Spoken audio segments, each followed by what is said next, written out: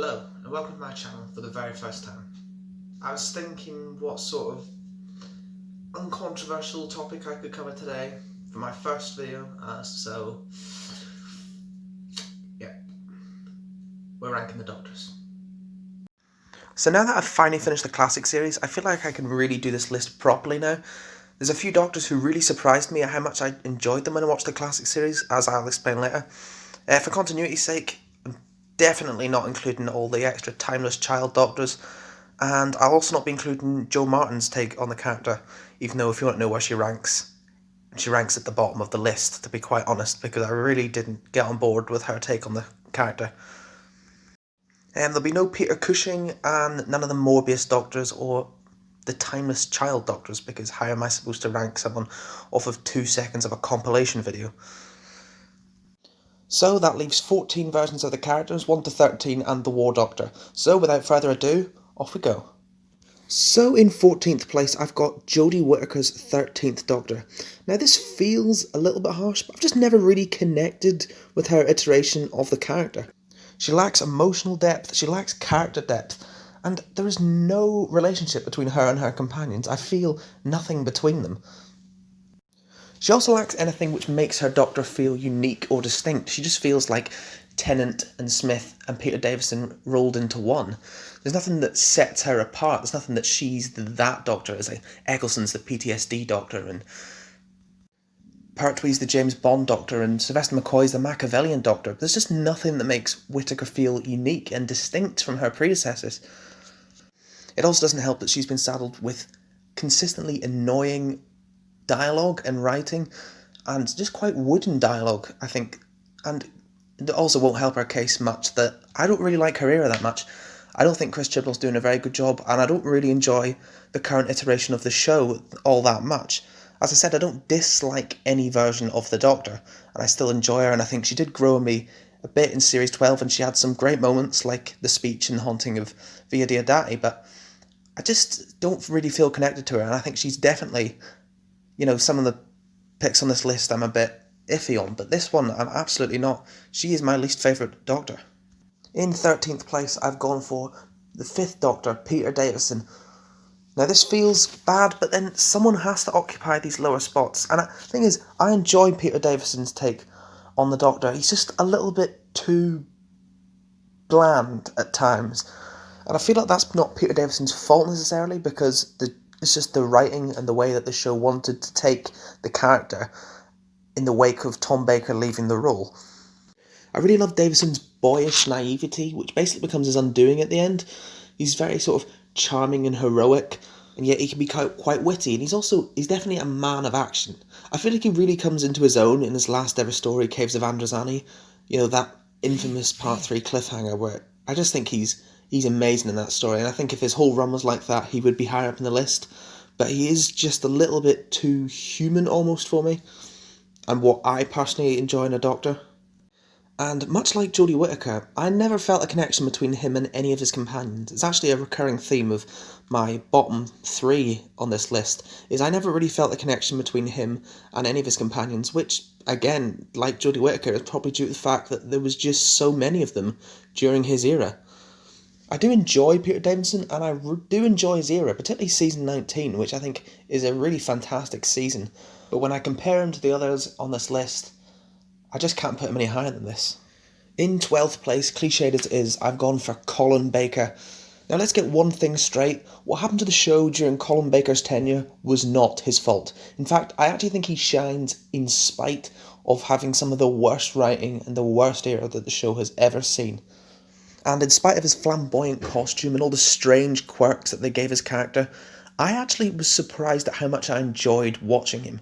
Even though his era could be painful at times, particularly season 22, which I think is an absolute mess, he was still really enjoyable. Colin Baker brings a real theatricality to the role, and I don't think anyone else could have pulled off the Trial of a Time Lord season the way he did, because he just eats up those courtroom scenes. He's got that presence, you're just drawn to him, and I actually really enjoyed his character. He could be witty and funny and quite dark. There were some weird character decisions made with him, which is why he's this low down, but honestly I think he could have been one of the best Doctors.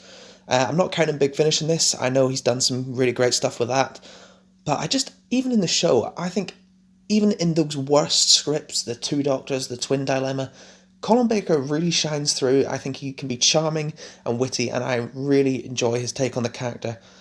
However, I must say, much like Whittaker and Peter Davison, there is no chemistry between him and either of his companions, and there's just no relationship between him and either of his companions. I think he's probably works better on his own. In 11th place, I've gone for John Hurt as the War Doctor. I still marvel at the fact that John Hurt, Sir John Hurt, has played the Doctor, and I really think he gives a great performance as this war-torn, war-weary iteration of the titular Time Lord. I love his inclusion into the canon, and unlike Joe Martin's Doctor, I think he really, really fits, and his surprise was a great moment where everyone stared at the screen with their jaws on the floor as it said, introducing John Hurt as the Doctor.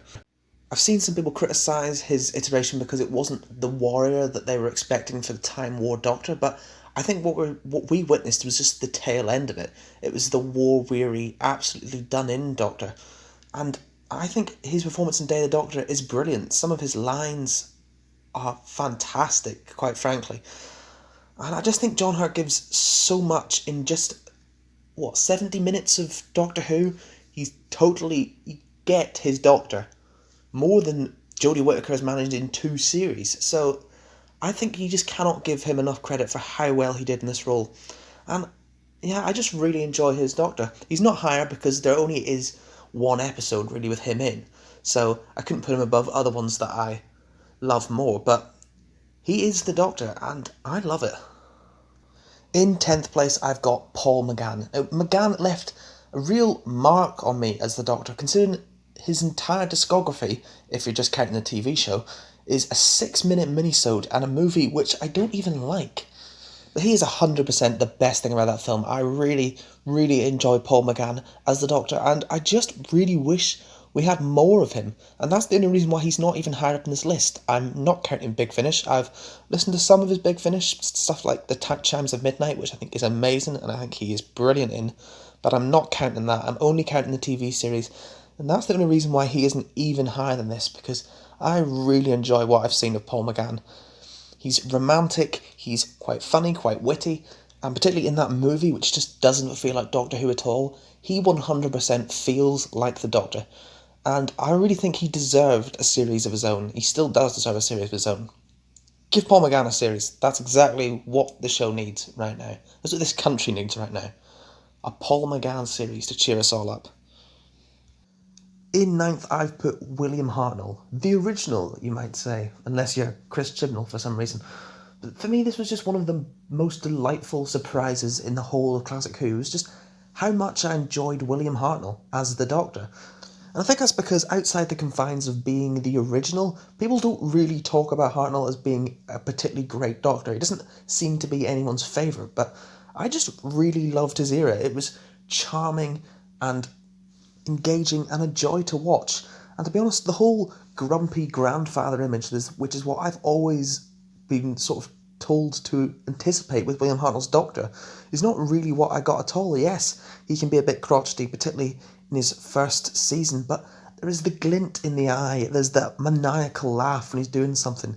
This Doctor literally did the Empire's New Clothes trick on Emperor Nero with the harp, and it's just one of my favourite scenes ever. You know, there's the art of fisticuffs. He's just very funny, and he's such warm relationships between him and his companions, particularly Susan and Vicky, and then also Ian and Barbara.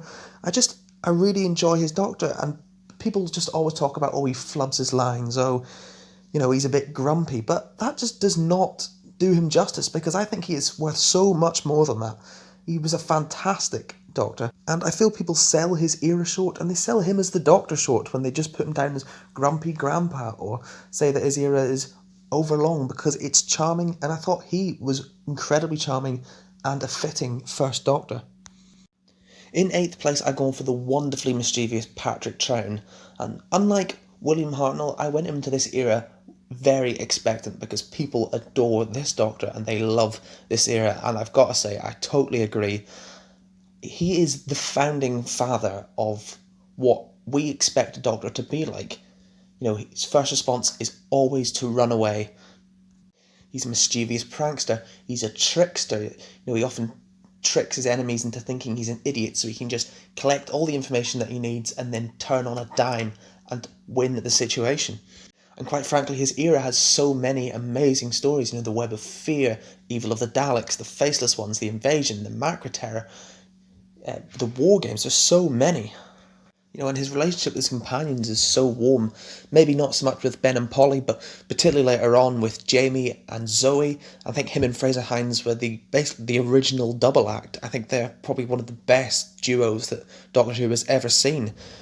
And Patrick Troughton's era is a very sort of almost formulaic era, and there's lots of old stories, there's lots of monsters, and there's lots of base and siege stories, and yet it never feels repetitive because he is so good, and because his era and the TARDIS teams of this era were just so engaging. And yeah, I really love this take on the Doctor, the cosmic hobo.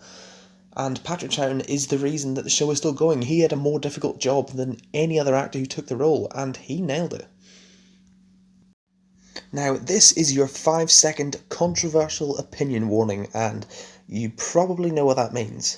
Yes, it means that in 7th place I've put David Tennant, the fan favourite, recently voted as the nation's favourite Doctor.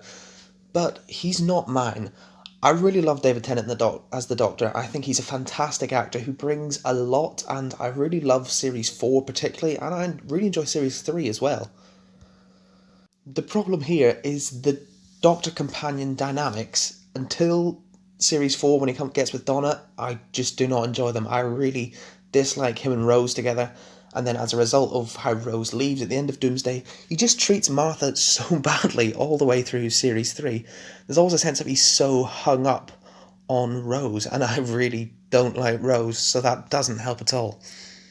He's also got some negative traits. He's very vain. I am never getting over the "it's not fair" speech that he gave in The End of Time. I think it's the worst thing in the show, other than The Timeless Child. And I feel he's just a little bit too emotional, a little bit too human. Sometimes the way he reacts to things is too relatable. It's the way that normal people would react to things, not the way... He's just not alien enough. He's not... There's some people who are just so alien. There's some incarnations of the Doctor, like McCoy and Tom Baker. They're just incredibly alien versions, but I never really felt like David Tennant's iteration of the character was an alien. And I know it sounds like I'm being really negative on him right here, but it's only to justify why he's so low, because I still really, really love his character. He is a stage presence that he just commands the screen. When he's on screen, he has big moments, big speeches, and a version of the show which I really enjoy. I really do enjoy RTD's era. It's not my favourite era of the show, but I really do enjoy it, and Tennant is a big part of that. He's a fantastic actor, and give him stuff like Guard in the Fireplace, Impossible Planet, Satan Pit, Human Nature, Family of Blood, Waters of Mars particularly. His performances in those episodes elevate those episodes to another level. However, those first two Doctor companion duos and sort of the vanity, that stuff just sort of rubs me up the wrong way. So as much as I really do love Tennant, I can't put him any higher than this. In 6th place, I've put the original New Who Doctor, Christopher Eccleston, and I really love Christopher Eccleston, and I think his series is very good. Maybe a little bit overrated, but still very good, and he is the best thing about that. I just wish that we spent more time with him, because in the one series, he really leaves a mark. He also exceeds in lots of the areas and has lots of the traits that I just love in my Doctors.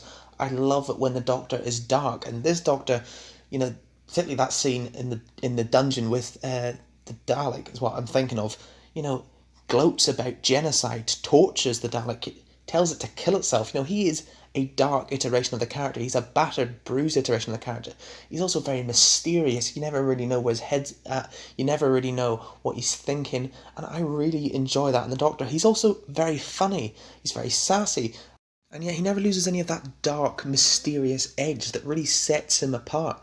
He's a very new Doctor. He's kind of a stripped back Doctor, even from the costume. And I just wish we got to spend more time with him, because he is, quite frankly, fantastic. Moving up, and in probably higher than most people, I've got Sylvester McCoy, the 7th Doctor. I may have decided that McCoy was going to be a favourite before I'd even seen him, because when I watched people talking about their favourite Doctors, when they talked about McCoy, they always talked about how dark he was, how mysterious, how he was always in control, like a proper chess player, very Machiavellian, always in control of the situation. And then I watched him, and I loved his Doctor. He is exactly as I've just described him. He is in control all the time. He is dark, he is alien, he's mysterious. He has some of the darkest moments ever. When he breaks Ace's spirit in The Curse of Fenric and leaves her sobbing on the floor, he is so cruel. It's just such an alien moment. It's such a dark moment, and that's what I love in a Doctor. I love it when they're dark and mysterious and sort of edgy, I suppose, but not in a Tennant melodrama way, in a sort of creepy alien way. And McCoy embodies that, and I love his Doctor. I think he's totally underrated. People always think that, because he had the last era before the show was originally cancelled, that suddenly his is the weakest. But actually, Season 25 and Season 26 are some of the best Doctor Who has to offer. And there's some great stories in there, such as Remembrance and Curse of Fenric. And he is just such a good Doctor, and he has a fantastic rapport with Ace. And to be honest, the only reason he isn't even higher is because in Season 24, his first season, they didn't really know what to do with his character, and he was saddled with Mel, who wasn't as good. But as soon as Ace turns up in Dragonfire, his development is magnificent. He is a fantastic Doctor. He's dark, mysterious, and I absolutely love him. In fourth, I've gone for Matt Smith. Matt Smith was my first Doctor. The first ever episode I saw was Time of Angels, and Series 5 will forever be my series. And for a long time, he was my Doctor. And it's not really changed. I still absolutely adore his Doctor, and I love his era.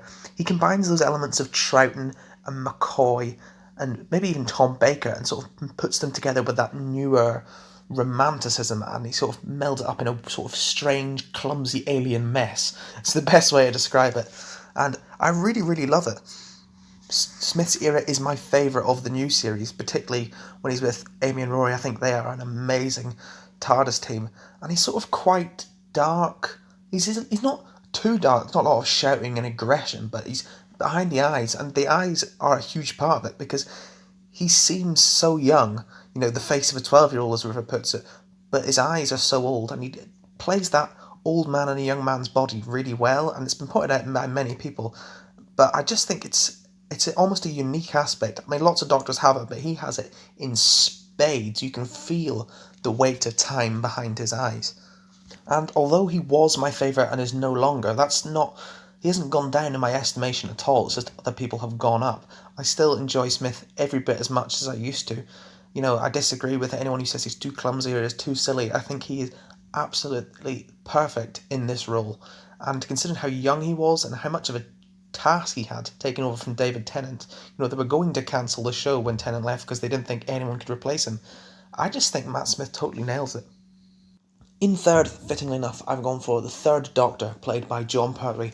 And Pertwee was the first classic Doctor I really watched. It was the first era of the classic show I went to. I started at Season 7, and I think he has the strongest era of any Doctor.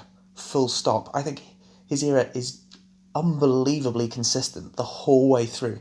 Particularly Season 7 and 8 and 10 are three of my favourites ever. He has three amazing companions, and he's just got such a unique presence. He is the James Bond of Doctors. He's got the cape and the red velvet smoking jacket, and he's just flamboyant and yet so charming and charismatic. I love how he has this very old school anti-authority thing going on. He's very anti-military, but he's got a sort of pompous, not in a bad way, but a sort of pompous military sort of manner about him. And I love how he just talks down to anyone who'll have a go at him, and he hates the civil servants, and he hates all these bureaucrats I bet he's got such a warm relationship with his companions, particularly Joe. Katie Manning and John Pertwee's chemistry is amazing. They work so well together, and I don't think any Doctor has a better rapport with their master than John Pertwee and Roger Delgado, who is the best master. His era is just so charming, and I have loads of his classic DVDs. It's the ones that I go to buy every time I'm going to buy. I want to buy John Pertwee ones because I just think he has the best era, and I absolutely love the unit years particularly. I mean, it's in second, and my favourite classic Doctor, Tom Baker, the Fourth Doctor. I love Tom Baker. He also has a great era. Well, actually, he has a mixture of 3 eras. The first era is amazing, the Hinchliffe and Holmes era, and then it's all a bit inconsistent after that. But one thing that is never inconsistent is Tom Baker's performance. He delivers week after week after week. In fact, I think in the Graham Williams era, probably his weakest era is when he gives some of his best performances, like City of Death. He is the most quotable, funniest, quippiest, wittiest Doctor that there has ever been. His look is iconic, the way he says things is iconic, his voice is iconic. He's just such an incredible Doctor. There are so many great stories in his era, probably more than in any other era, and that's not just because of the length, but his first 3 seasons are just littered with classics.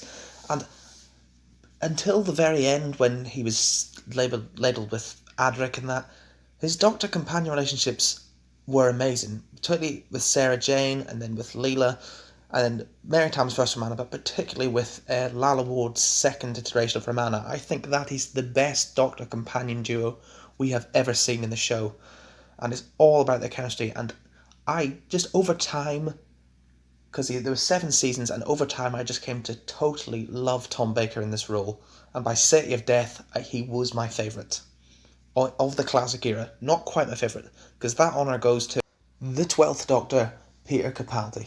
Peter Capaldi was a Doctor who I didn't really click with when I was first watching the show.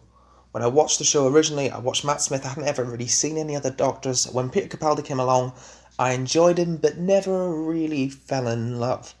Then when I went back and I rewatched New Who from Eccleston, through to Tennant, then to Smith, and then to Capaldi, something just clicked with this Doctor. I don't know if it's the sarcasm or the amazing acting. I think Peter Capaldi is genuinely the greatest actor who's ever played the role. Some of his performances are incredible, but something just clicked, and over time, Series 8, I was like, he's really, really good, and by Series 9, he was already my favourite.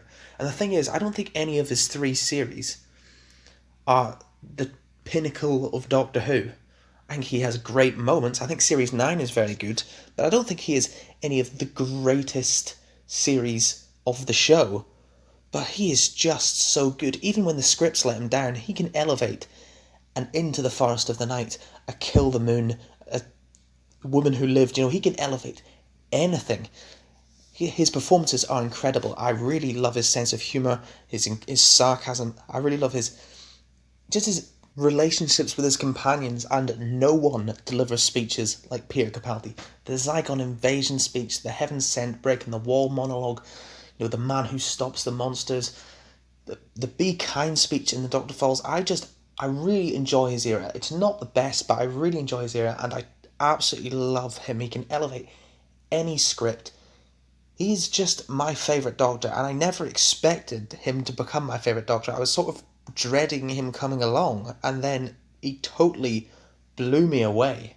I wasn't expecting it. I don't think casual fans can understand it, but for me, he's just the funniest, the wittiest, almost one of the darkest, but the most kind and gentle Doctor that there is. He has the best rounded character arc as he goes from "Am I a good man?" to his entire mantra being "Just be kind." And I can quite confidently say that he is my favourite Doctor. But who is yours? Feel free to tell me in the comments down below. I would love to know why you think I'm completely wrong, because if there's one thing Doctor Who fans agree on, it's that Doctor Who fans don't agree on anything.